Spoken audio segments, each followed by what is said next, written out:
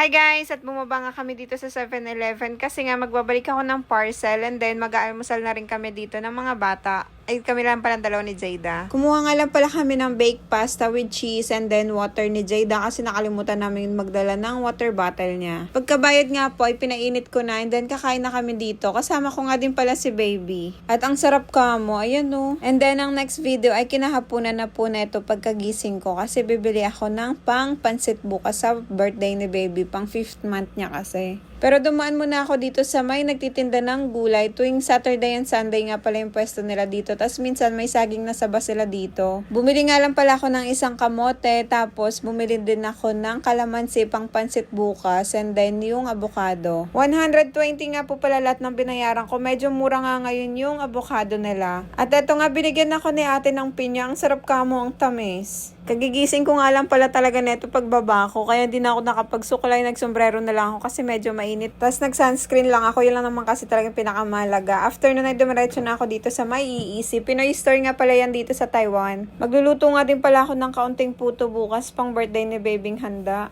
Kaya bibili ako ng cheese pang toppings niya. And then, ito bumili nga din pala ako ng evap. Kasi nga mahilig kami ngayon ni Jay gumawa ng mais con yelo. Kasi nga sobrang init talaga ngayon dito.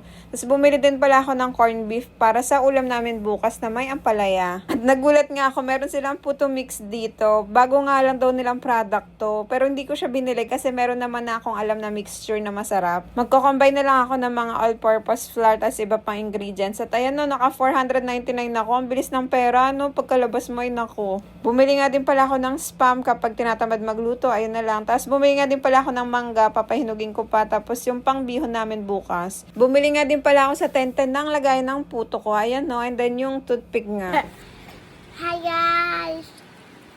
You're the best mommy. I have a Jenny. Okay, Mama.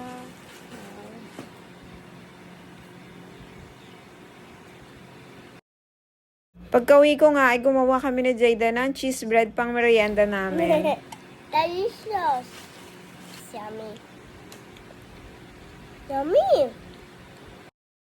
Ito ko lang papainitin yung tasty, tapos nilagyan ng cheese, tapos mozzarella cheese din. Ang sarap common yan. Tapos nag-avocado nga kami after mag-dinner. Ayun lang ang bising araw ko. So hanggang dito na lang. Bye-bye! Bye-bye guys!